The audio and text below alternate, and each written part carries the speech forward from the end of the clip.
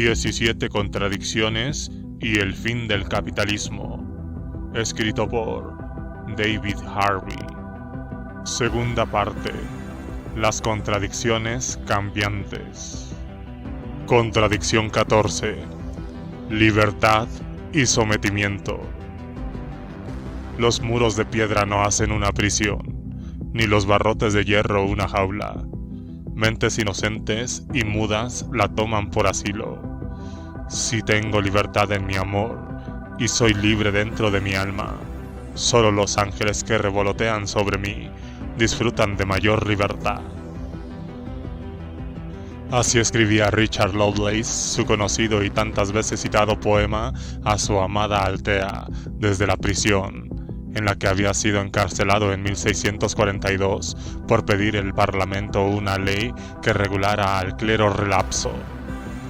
Fue encarcelado por ejercer su libertad de presentar una petición al Parlamento. El momento es importante. Fue durante la primera fase de la Guerra Civil Inglesa que doblegó el poder de la Iglesia establecida y que culminó con la ejecución del rey Carlos I. Era una época en la que al mundo, como decía el historiador Christopher Hill, lo estaban poniendo patas para arriba. Los movimientos políticos, religiosos y sociales que buscaban la forma de relacionar poderosas ideas e ideologías sobre los derechos individuales y la libertad con la gestión de los intereses colectivos y comunes en beneficio del bien común, sobre el que había muchos desacuerdos. Pero por encima de esas disputas, el derecho divino de los reyes y de la Iglesia establecida, aunque no el de las disidentes, se veía sometido a un enérgico ataque. ¿Por qué tipo de política podría sustituirlo y con qué libertades? Los sentimientos expresados en el poema de Lawrence siguen vivos, quizá más que nunca. La mayoría de nosotros, socializados en las hormas del capital, creemos estar dotados de una capacidad para la libertad de pensamiento, sea cuales sean los muros y barreras que nos rodean. Podemos imaginar fácilmente una situación, o incluso un mundo, diferente del que habitamos actualmente. Podemos incluso imaginar iniciativas con las que transformar nuestro mundo según una imagen diferente. Y si somos libres para imaginar alternativas, ¿por qué no podemos luchar libremente por convertir en realidad nuestras imágenes, aunque reconozcamos que las circunstancias históricas y geográficas puedan no ser particularmente propicias para promover y propugnar esas alternativas? No son únicamente los seguidores de la novelista libertaria de derecha Ayn Rand los que mantienen esa opinión. Radicales de todos los colores, incluyendo a Marx, lo suscribirían de buen grado. Después de todo, dice Terry Eagleton en su libro Why Marx Was Right, el libre florecimiento de los individuos constituye el gran objetivo de su política, siempre que recordemos que esos individuos deben encontrar alguna forma de florecer en común. Lo que aleja a Rand de Marx es que este último entendía que el auténtico florecimiento de la creatividad individual, un ideal que se remonta a la concepción aristotélica de la vida buena, solo se alcanzará mediante la colaboración y asociación con otros en un impulso colectivo por abolir las barreras de la escasez y la necesidad material, más allá de la cual, mantenía Marx, podría empezar el auténtico reino de la libertad individual. Pero por detrás de todo esto acecha una cuestión complicada. ¿Hay algo en el significado y la definición contemporánea de la libertad que impida o dificulte optar por alternativas anticapitalistas? ¿Acabaré yo en prisión, como Lovelace, por propugnar tales alternativas? Operamos, casi sin saberlo, con un concepto parcial, devaluado y en definitiva restrictivo de la libertad, que meramente apoya el status quo y que más en profundidad encarna la distorsionada visión que propone el capital de los derechos humanos y la justicia social. ¿Está tan poderosamente comprometido el motor económico del capital con ciertos conceptos fundamentales pero parciales de la libertad como para excluir todo lo que no sea un enfoque empresarial y como mucho liberal humanista de la cuestión política crucial de la libertad frente al sometimiento? prácticamente en la totalidad de los discursos inaugurales de los presidentes estadounidenses que conozco. Un tema recurrente ha sido que Estados Unidos defiende la libertad y que no solamente hará cualquier sacrificio que considere necesario para contrarrestar las amenazas a las libertades que la conforman, sino también que utilizará su poder e influencia para promover su extensión al mundo entero. George Bush Jr., quien repetidamente usaba la palabra libertad en todos sus discursos, describía con vibrantes términos retóricos la tradición estadounidense de esta forma. Mientras el ejército estadounidense se disponía a arrasar Irak, el avance de la libertad es la exigencia de nuestra época, es la exigencia de nuestro país. Desde los 14 puntos, Woodrow Wilson, hasta las 4 libertades, Theodore Roosevelt, y el discurso de Westminster, Ronald Reagan, Estados Unidos ha puesto su poder al servicio de ese principio. Creemos que la libertad es el designio de la naturaleza. Creemos que la libertad es la dirección de la historia. Creemos que la culminación y la excelencia humana provienen del ejercicio responsable de la libertad. Y creemos que la libertad que anhelamos es no solo para nosotros, es el derecho y la capacidad de toda la humanidad. En un discurso a los parlamentos británicos en la Mansion House en Londres, describía así las raíces de su pensamiento. A veces se nos culpa de mantener una fe ingenua en que la libertad puede cambiar el mundo. Si eso es un error, vendrá de haber leído demasiado a John Locke y Adam Smith.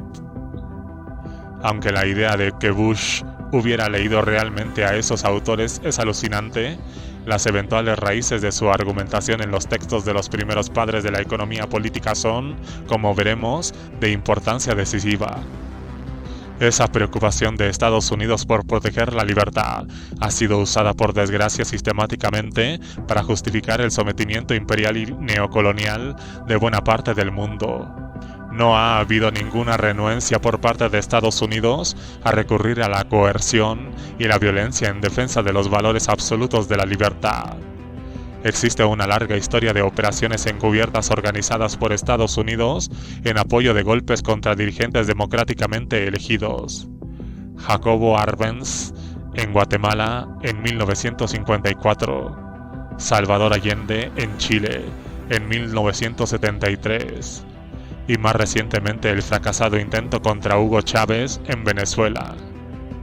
En los propios Estados Unidos vivimos ahora sometidos a la vigilancia por parte del gobierno de las comunicaciones privadas de los ciudadanos, la desencriptación de todos los códigos por autoridades del gobierno, con los que tienen acceso a nuestra cuenta bancaria, nuestros registros médicos y nuestras tarjetas de crédito.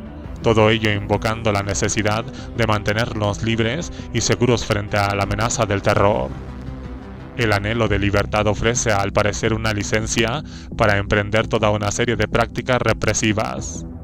La población estadounidense está en general totalmente aturdida o tan familiarizada con esa contradicción que apenas percibe que la retórica inspirada sobre la libertad que de tan buen grado escucha se ve muy a menudo acompañada por mezquinas operaciones de dominación, a menudo por rastreras ventajas venales, por no hablar de los crónicos abusos de los derechos humanos desde Abu Ghraib en Irak hasta la bahía de Guantánamo en Cuba, así como sobre el terreno en Afganistán.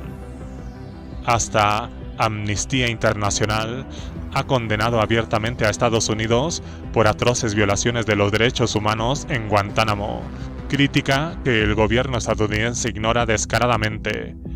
No hay por desgracia nada nuevo en revelaciones de ese tipo. La guerra es paz, la libertad es esclavitud, la ignorancia es fuerza, escribió George Orwell en 1984, aunque él pensaba entonces en la Unión Soviética y no en Estados Unidos.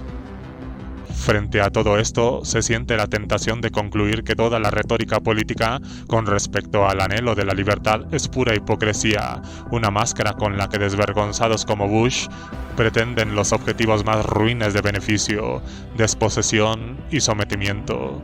pero esto equivaldría a negar la fuerza de esa otra historia que, desde las rebeliones campesinas hasta los movimientos revolucionarios en América, Francia, Rusia, China, etc., pasando por la lucha por abolir la esclavitud o por liberar a poblaciones enteras de sus cadenas coloniales, ha logrado en el nombre de la libertad una transformación sísmica de los perfiles de funcionamiento de nuestra sociedad mundial.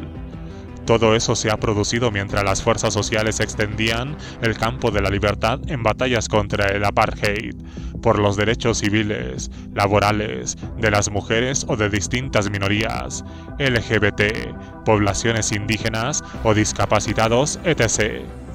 Todos esos combates han surcado la historia del capitalismo en mil formas distintas hasta transformar nuestro mundo social. Cuando los alzados contra el tiránico gobierno colonial plantaban árboles de la libertad, no se trataba de un gesto vacío. Cuando resuena en las calles la exigencia de la libertad ahora, el orden social dominante se ve obligado a realizar temblando algunas concesiones, aunque lo que ofrece acabe teniendo poco más que un valor simbólico. El anhelo popular de libertad ha sido una poderosa fuerza motivadora durante toda la historia del capital, y ese anhelo no desaparecerá por mucho que se banalice y se degrade en la teoría de las clases dominantes y sus representantes políticos. Pero esa moneda tiene un reverso oscuro. En algún punto de su trayectoria, en particular cuando más se acerca a conseguir sus objetivos, todos los movimientos progresistas tienen que decidir quién o qué tiene que ser sometido para asegurar la libertad que pretenden. En situaciones revolucionarias se sacrifica el archivo de alguien y hay que preguntarse el de quién y por qué. El pobre Lawless acaba en prisión y eso parece injusto. La Revolución Francesa recurrió al terror para consolidar la libertad, igualdad, fraternidad. Las esperanzas y sueños de generaciones de insurgentes comunistas han chocado contra las rocas de esas contradicciones mientras la promesa de emancipación humana se derrumba y ahoga en el polvo de estados burocratizados y esclerotizados respaldados por un cruel aparato de represión policial. De forma parecida, los habitantes de las sociedades postcoloniales, que creían de corazón que la lucha por la liberación nacional y la libertad en general los llevaría a un gran florecimiento en ese terreno, viven ahora desilusionados, si no temerosos por el futuro de sus libertades. Sudáfrica, tras décadas de feroces combates contra el apartheid, no está ahora mejor que entonces en cuanto a libertades básicas con respecto a las carencias y necesidades. En algunos países del mundo, como Singapur, las libertades individuales se ven estrictamente limitadas, trapicheadas, por decirlo así, a cambio del rápido incremento del bienestar material. Ahí tenemos pues una contradicción enorme. Libertad y sometimiento van de la mano. No existe ninguna libertad que no tenga que ver en algún sentido con las oscuras artes del sometimiento. El dominio de los propios temores frente a eventualidades abrumadoras sobre los cínicos y escépticos, por no hablar de los enemigos externos, puede ser necesario para abrir la vía a mayores libertades. La unidad entre libertad y dominio es, como siempre, una unidad contradictoria. Puede hacerse necesaria la utilización de medios injustos para defender una causa justa. Los dos términos polares de la libertad y el sometimiento se sitúan en los extremos de una contradicción que adopta muchas formas sutiles y matizadas, por no decir disfrazadas. El sometimiento se puede enmascarar como consentimiento o ser establecido mediante la persuasión y la manipulación ideológica. Pero prefiero quedarme con el sentido más flagrante y perturbador, precisamente porque ignora sus posibles consecuencias, ha sido causa de la desilusión de millones de personas que han luchado fielmente por la libertad, a veces entregando su propia vida solo para encontrar que sus herederos se sumergen en las oscuras aguas de otra forma de sometimiento. Cualquier lucha por la libertad debe estar dispuesta a afrontar desde el principio a quien se prepara para someter. También tiene que reconocer que el precio de mantener sus libertades es la continua vigilancia contra el regreso de formas nuevas o antiguas de sometimiento. Ahí es donde cobra mayor relevancia las referencias a John Locke y Adam Smith. porque lo que la economía política liberal clásica proponía no era solo una especie de modelo utópico para un capitalismo universalizado, sino cierta visión de la libertad individual que en último término llegó a servir de base, como señala con perspicacia el filósofo francés Michel Foucault, a una estructura autorregulada de gobierno que ponía límites a la arbitrariedad del poder estatal al mismo tiempo que llevaba y permitía a los individuos regular su propia conducta obedeciendo a las reglas de una sociedad de mercado. Cada individuo interiorizaba el dominio y disciplina de sí mismo. Esto significaba que las concepciones dominantes de libertad estaban, y siguen estando todavía, profundamente insertas en las relaciones y códigos sociales característicos del intercambio de mercado basado en la propiedad privada y los derechos individuales.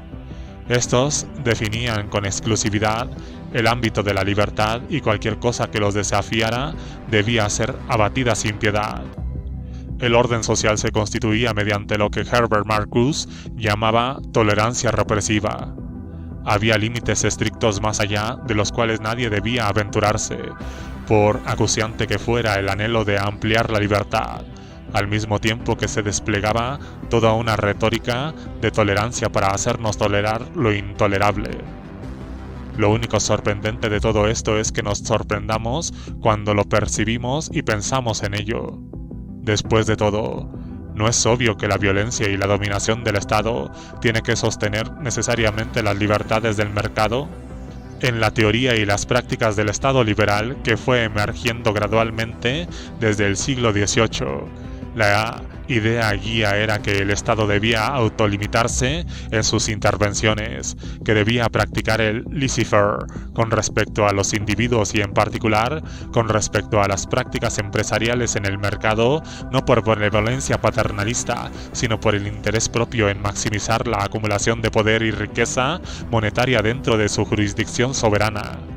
Que el Estado se extralimite con frecuencia en esas actividades reguladoras e intervencionistas es una queja habitual de los ciudadanos y por supuesto una queja muy frecuente del capital, y de vez en cuando surgen en Estados Unidos movimientos políticos como el Tea Party con la clara intención de hacer retroceder el intervencionismo estatal, ya sea benevolente o no.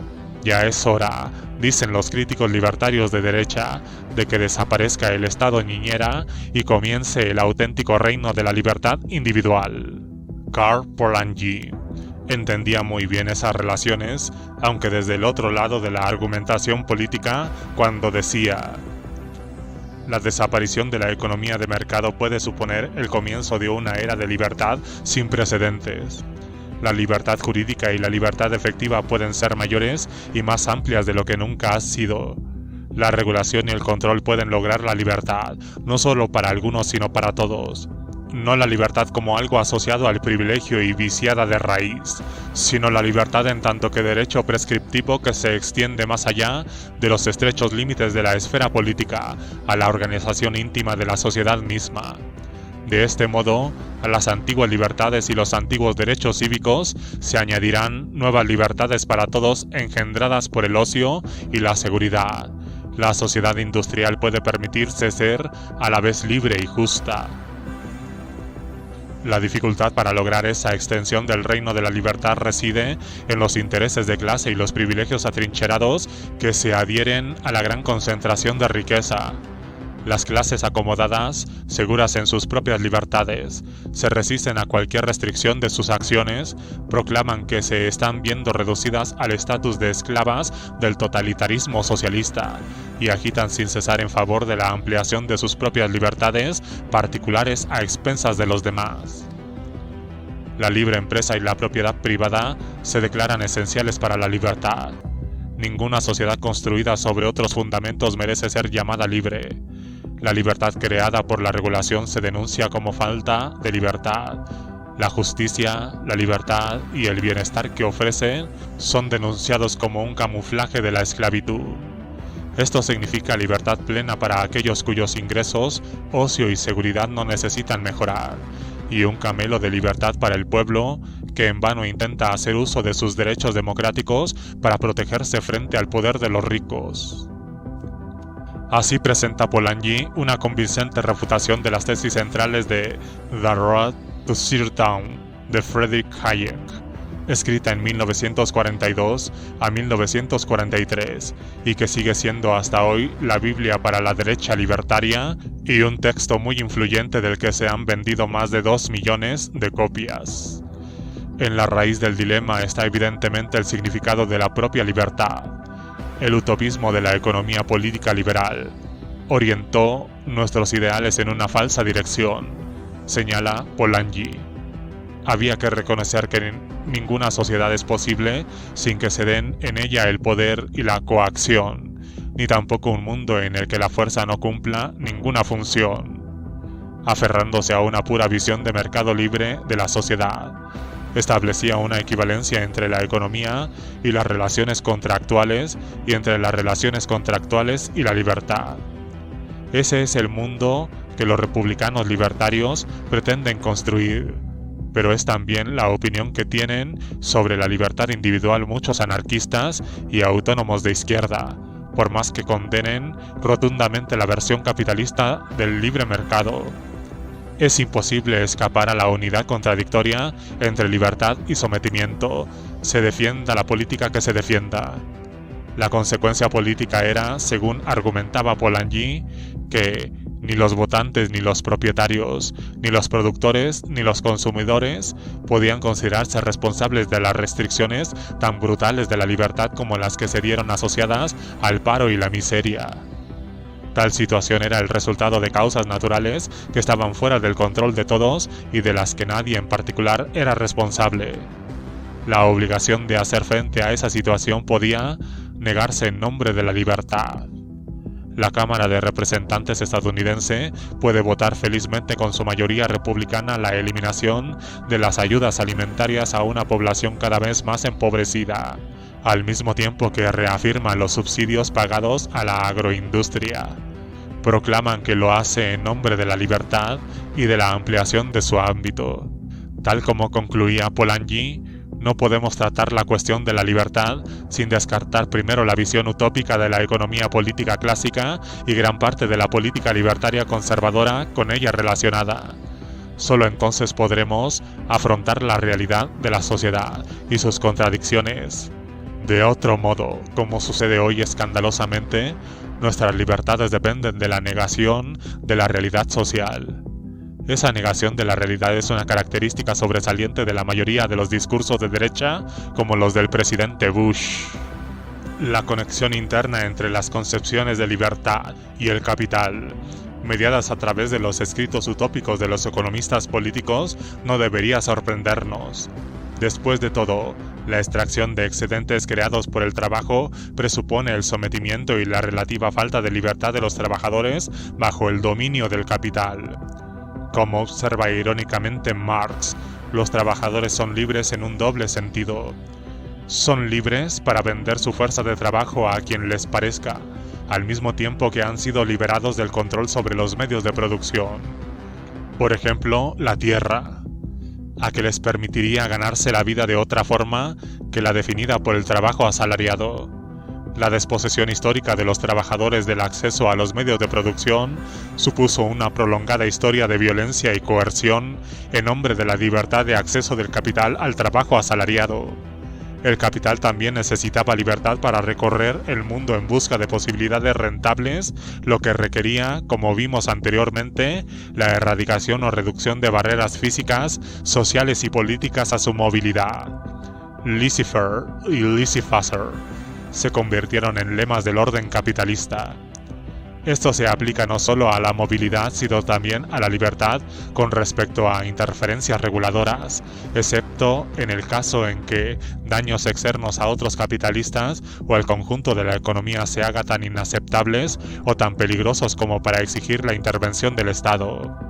La libertad para el pillaje de recursos de las poblaciones indígenas y locales, para desplazar y saquear pueblos enteros donde lo considerará necesario, de sobrecargar el uso de los ecosistemas, en algunos casos mucho más allá de su capacidad para reproducirse, se convirtió en una parte clave de las libertades exigidas por el capital. Exige al Estado que proteja la propiedad privada y haga valer los contratos y los derechos de propiedad intelectual frente a la amenaza de expropiación. excepto en casos en que lo demanda el interés público, a menudo un disfraz del propio capital. Ninguna de las libertades que el capital necesita y exige ha dejado de tener respuesta. De hecho, a veces esa respuesta ha sido muy enérgica.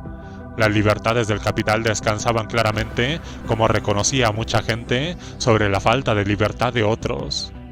Ambos bandos, señalaba Marx, tenían sus propias razones cuando el capital trataba de extraer tanto tiempo de trabajo como le fuera posible de los trabajadores, mientras que estos trataban de proteger su libertad para vivir sin verse explotados hasta la muerte. Entre esos dos derechos, como dijo Marx, lo que decide es la fuerza. Los economistas políticos justificaban el mundo explotador en nombre del programa utópico del progreso universal, que supuestamente redundaría en último término en beneficio de todos. Pero si, como decía Marx, el auténtico reino de la libertad comienza cuando se deja atrás el reino de la necesidad, entonces un sistema económico-político basado en el cultivo activo de la escasez, el empobrecimiento, el excedente de mano de obra y las necesidades no satisfechas no pueden permitirnos la entrada en dicho reino, donde el florecimiento humano individual se convierte en una posibilidad real para todos. Lo más paradójico es que la automatización y la inteligencia artificial nos ofrecen ahora medios suficientes para alcanzar el sueño marxiano de la libertad más allá del reino de la necesidad, mientras que las leyes de la economía política capitalista sitúan esa libertad cada vez más lejos y fuera de alcance. La fuerza corrosiva del razonamiento económico del capital se abre tristemente camino hasta el corazón de los esfuerzos profundamente sentidos de los humanistas por extender el reino de la libertad más allá de las urbanizaciones amuralladas en las que los ricos de este mundo se enclaustran cada vez más. Consideremos, por ejemplo, la obra ejemplar de Amartya Sen, que en su libro Development as Freedom se esfuerza poderosamente por llevar la razón económica hasta sus límites humanitarios en nombre de la libertad. Se entiende la libertad como proceso y como lo que llama oportunidades sustantivas. La distinción es importante porque alberga una crítica del estatismo tradicional del bienestar que trataba a los trabajadores y la población en general como meros objetos de la política públicas más que como sujetos de la historia. Para Sen es tan importante movilizar a la población y desarrollar sus capacidades como agentes activos del desarrollo económico, como llevarla a una situación en que disponga de las necesarias oportunidades sustantivas, acceso a los servicios y bienes materiales, para vivir una vida que valga la pena. Señala correctamente, a mi juicio, los muchos casos en que los sujetos negocian voluntariamente libertades sustantivas a fin de participar libremente en la búsqueda activa y no alienada de su propio destino y fortuna. Esclavos y siervos podían ser tratados sustancialmente mejor que los trabajadores asalariados, pero estos últimos difícilmente renunciarían a su libertad relativa como trabajadores asalariados solo por esa razón. La libertad para participar y desarrollar las propias capacidades es crucial como medio para lograr cierto desarrollo, lo que es muy preferible a los cambios sustantivos, por impresionantes que estos sean, impuestos y dispuestos por poderes estatales ajenos y a menudo paternalistas. Sen usa esa perspectiva de la libertad en un análisis valorativo para estimar los cambios y en el análisis descriptivo y predictivo para entender la libertad como un factor causal efectivo del cambio rápido. Esos procesos de desarrollo funcionan a través de una variedad de instituciones sociales relacionadas con el funcionamiento de los mercados, la administración, los cuerpos legislativos, los partidos políticos, las instituciones no gubernamentales, los tribunales, los medios de comunicación y la comunidad en general. Todos ellos, argumentan Sen, pueden contribuir al proceso de desarrollo precisamente mediante sus efectos en la mejora y el fortalecimiento de las libertades individuales. Se busca una comprensión integrada de los papeles de esas distintas instituciones y sus interacciones, junto con una apreciación de la formación de valores y el surgimiento o evolución de una ética social. El resultado es un campo diversificado de libertades adheridas a una variedad de instituciones y actividades que no se pueden reducir a una fórmula simple de acumulación del capital o de apertura de mercados o de una planificación económica eficiente. El factor unificador es ahí el proceso de ampliar las libertades individuales y el compromiso social de desarrollo. El desarrollo es de hecho un compromiso trascendental con las posibilidades de la libertad. El problema es, obviamente, que la visión de Sen, por atractiva que parezca, no es en definitiva más que otra versión del utopismo de la economía política liberal. La libertad se convierte no en un fin sino en un medio de lo que Michel Foucault llama gubernamentabilidad. Es mediante la libertad como el poder estatal gestiona la autodisciplina de poblaciones enteras y es esa autodisciplina la que asegura el conformismo y la obediencia a las instituciones y modos de vida burgueses, incluido por supuesto el sometimiento a las clases capitalistas en términos de su poder y riqueza acumulativa. Con otras palabras, el fin no está en cuestión y no tiene que ser desafiado en nombre de la libertad, porque la libertad queda incorporada al proceso. Eso es lo que significa el desarrollo de la libertad. Sen describe un mundo carente de contradicciones. No reconoce la fuerza abrumadora de los antagonismos de clase, del tipo de los que observa claramente Polanyi. La tensa relación dialéctica entre libertad y sometimiento, el poder de las personas privadas para apropiarse de la riqueza social, la contradicción entre valor de uso y valor de cambio, entre la propiedad privada y el Estado. Evidentemente, esas oposiciones son mencionadas, pero en el universo de Sen, todas ellas son manejables. Que alguna pudiera convertirse en una contradicción absoluta y foco de una crisis queda descartado desde el principio por hipótesis o atribuido simplemente a una mala gestión. El intento loable y profundamente atractivo de Sen de fundamentar un planteamiento no alienado de la libertad mediante el proceso presupone una versión no contradictoria del universo del capital.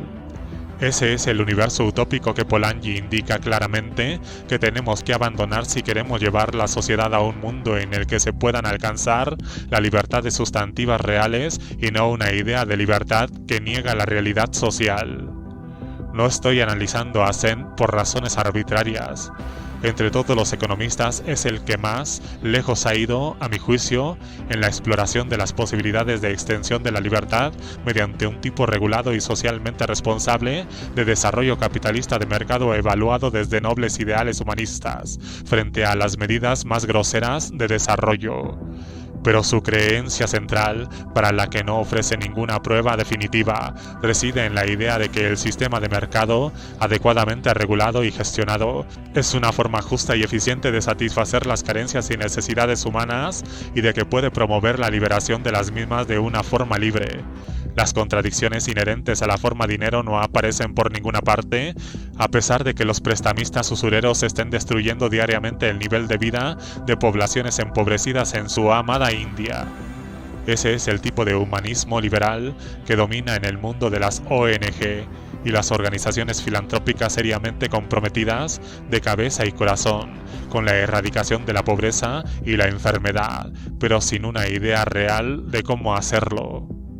En un asombroso y revelador mea culpa publicado en The New York Times, Peter Buffett, compositor e hijo del legendario millonario Warren Buffett, cuenta su encuentro con el mundo de la filantropía capitalista tras recibir una donación de su padre para establecer una fundación caridad de hace algunos años. Pronto, cuenta, cobré conciencia de algo que comencé a llamar colonialismo filantrópico. La gente, incluyéndome a mí, que conocía muy poco de un lugar particular, pensaba que podía resolver un problema local, sin atender apenas a su cultura, su geografía o sus normas sociales.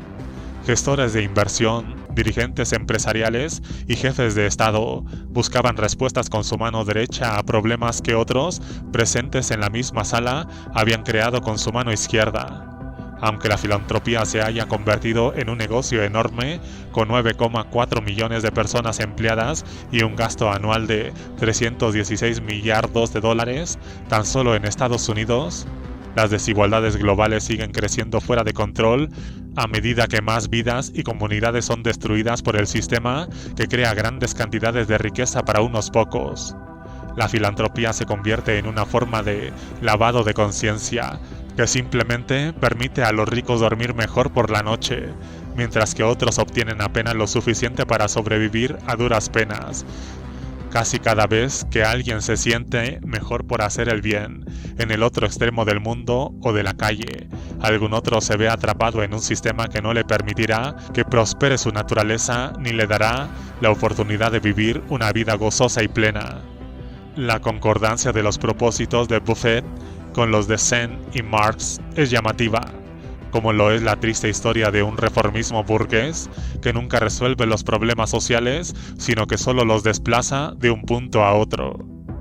El efecto de ese complejo caritativo industrial, ya muy poderoso y en pleno auge, se ha visto corroído por la aplicación de principios cada vez más estrictos de racionalidad económica capitalista. El valor de la filantropía es juzgado, señala Buffett, como si el rendimiento de una inversión fuera la única medida de éxito. La aplicación de los principios de la microfinanza a un sector informal reconceptualizado como microempresas dotadas de derechos de propiedad privada puede sonar económicamente racional, pero, pregunta Buffett, ¿de qué se trata realmente? La gente aprenderá ciertamente a integrarse en nuestro sistema de deuda y reembolso con intereses. La gente se elevará por encima del nivel de los $2 al día para entrar en nuestro mundo de bienes y servicios y poder comprar más en él. ¿Pero no sirve todo eso para engordar a la bestia? Así es, efectivamente, y además en un momento muy oportuno, cuando la realización del capital se ve amenazada por la caída de la demanda efectiva en otros lugares, y allí donde las prácticas de acumulación por desposesión mediante la servidumbre, por deudas y prácticas depredadoras, aún menos legales, ofrece un lucrativo suplemento para apuntalar la tasa de beneficio general del capital. Tristemente, Buffett topa ahí con el muro de su propia interiorización de la tolerancia represiva y concluye sin fuerza. No estoy pidiendo que se ponga fin al capitalismo, solo estoy pidiendo humanismo. Pero las prácticas que critica son exactamente las del humanismo capitalista. La única respuesta que se sitúa más allá de los límites de la versión contemporánea de la tolerancia represiva es un humanismo revolucionario que haga frente a la bestia capitalista, ahita gracias a la libertad de que dispone para someter a otros con su mano izquierda mientras trata de apaciguarlos con la derecha. Marx no solo criticó la parcialidad con que se aplicaban las concepciones burguesas de libertad contra los intereses de la gente corriente, sino que investigó a fondo lo que podría significar una auténtica riqueza en una sociedad genuinamente libre. Tal como dejó escrito en los Grundrisse. Si se despoja a la riqueza de su limitada forma burguesa, ¿qué es la riqueza sino la universalidad de las necesidades, capacidades, goces, fuerzas productivas, etc., de los individuos creada en el intercambio universal? ¿Qué sino el desarrollo pleno del dominio humano sobre las fuerzas naturales, tanto sobre las de la así llamada naturaleza como sobre su propia naturaleza? ¿Qué sino la elaboración absoluta de sus disposiciones creadoras, sin otro presupuesto que el desarrollo histórico previo, que convierte en objetivo a esa plenitud total del desarrollo, es decir, al desarrollo de todas las fuerzas humanas, en cuanto tales, no medidas con un patrón preestablecido? De donde el hombre no se reproduce en su especificidad, sino que produce su plenitud total, como resultado de la cual no busca permanecer como algo devenido, sino que está en el movimiento absoluto del devenir. En la economía burguesa y en la época de producción que a ella corresponde, esta elaboración plena del interior humano aparece como vaciamiento pleno, esta objetivación universal como enajenación total. Marx no eludía en esa formulación la cuestión del sometimiento, dominio, sino que reconocía la fuerza de la contradicción entre libertad y sometimiento en situaciones revolucionarias. ¿Por qué? Se preguntaba sobre la cuestión judía.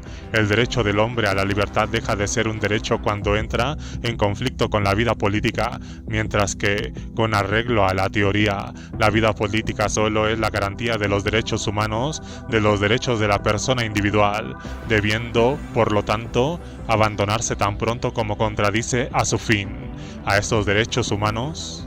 El ejemplo que Marx tenía en mente era el de las restricciones a la libertad de prensa en la Revolución Francesa, que planteaba el enigma que todavía está por resolver de por qué, en la mente de los emancipadores políticos, la relación se da la vuelta y el fin aparece con medio y los medios como fin. Marx fue al núcleo del enigma de que la libertad pudiera convertirse en sometimiento mucho antes que George Orwell, y creyó haber encontrado la respuesta en Rousseau.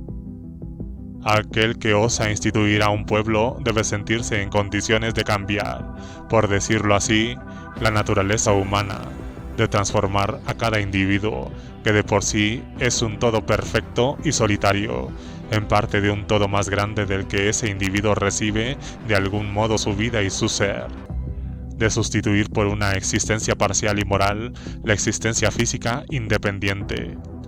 Es necesario que quite al hombre sus fuerzas propias para darle otras que le son ajenas y de las que no puede hacer uso sin la ayuda de otros. Con otras palabras, un individuo plenamente socializado adquiere una subjetividad política y una concepción de lo que significa la libertad, diferentes de la del individuo aislado. Aunque esa respuesta sea en sí misma demasiado simple para soportar el peso histórico que le correspondería, apunta en una dirección fértil para la investigación. Está mejor defendida la libertad humana para todos por un régimen de derechos de propiedad privada individuales y excluyentes, o por derechos comunes colectivamente gestionados por los individuos asociados. No nos enfrentamos aquí a una opción difícil entre libertades individuales movilizadas por la causa de la dominación de clase capitalista o la lucha de clases puesta en marcha por los desposeídos en pro de mayores libertades sociales y colectivas. Obsérvese también algo importante en la formulación de Rousseau, que cumple un doble papel en el pensamiento de Marx. Las transformaciones revolucionarias suponen cierta destrucción creativa. Se pierde algo, pero también se gana algo. Lo que se pierde para Rousseau era el individualismo aislado, que derivaba de un estado de naturaleza en su teoría, pero que para Marx era un producto político de la revolución burguesa. El individualismo aislado tenía que ceder el paso a recursos nuevos pero ajenos. La burguesía tenía que verse alienada de su pasado individualizado para que los desposeídos obtuvieran sus futuras libertades desalienadas. Esto pone patas para arriba la teoría marxista de la alienación. El momento de alienación está cargado de potencial positivo y negativo en los momentos claves de transición revolucionaria. No hay ninguna contradicción que no genere respuestas potencialmente contradictorias. Marx no ahorró palabras con respecto a la necesidad de derribar o someter las concepciones burguesas individualistas de riqueza y de valor a fin de liberar el potencial para una prosperidad humana creativa, pero colectiva que nos rodea de forma latente en cada ocasión. Curiosamente, hasta Margaret Thatcher pensaba que había una diferencia al respecto que vale la pena mencionar aquí, ya que demuestra que hasta la empedernida conservadora hija de un tendero, licenciada en química y luego abogada, era capaz de pensamientos trascendentales. No es la creación de riqueza lo que está mal, aunque dudo de que conociera realmente la concepción marxista de la riqueza como plena realización de las capacidades humanas individuales, sino el amor al dinero por sí mismo. El mundo de la verdadera libertad es totalmente impredecible. Una vez que se hayan eliminado los grilletes que arrojan el florecimiento humano, observa Eagleton, es mucho más difícil predecir qué sucederá, ya que hombres y mujeres serán entonces mucho más libres para comportarse como los desean dentro de los límites de su responsabilidad mutua. Si son capaces de dedicar más tiempo a lo que ahora llamamos actividades de ocio y no tanto al trabajo, su comportamiento se hará aún más difícil de predecir. Y digo, lo que ahora llamamos ocio, porque si realmente utilizáramos los recursos acumulados por el capitalismo para liberar a gran número de personas del trabajo, dejaríamos de llamar ocio a lo que hicieran entonces. Se podrían obtener enormes ventajas de la automatización y la inteligencia artificial para liberar en lugar de encerrar a la gente en tareas sin sentido. Para Marx, dice Eagleton, el socialismo se inicia en el momento en que comenzamos a determinar colectivamente nuestro propio destino. Es la democracia tomada en serio más que la democracia como charada política, como lo es ahora para muchos. Y el hecho de que la gente sea más libre quiere decir que será más difícil predecir qué estarán haciendo a las 5 de la tarde del miércoles. Pero eso no implica que ya no hayan entonces necesidades de autodisciplina, compromiso y dedicación a las tareas complejas que podríamos elegir libremente para nuestra propia satisfacción, así como por el bienestar de otros. La libertad está vinculada, como lo entendió hace tanto tiempo Aristóteles, a la vida buena, y una vida es buena cuando es una vida activa dedicada, como todo en la naturaleza, a la búsqueda perpetua de novedad. Una versión no alienada de la dialéctica entre libertad y sometimiento es posible en el esfuerzo de los individuos, siempre asociados con otros para alcanzar la cumbre de sus potencialidades y poderes. Pero la búsqueda de relaciones no alienadas no puede iniciarse sin la presencia previa de la alienación y sus posibilidades contradictorias.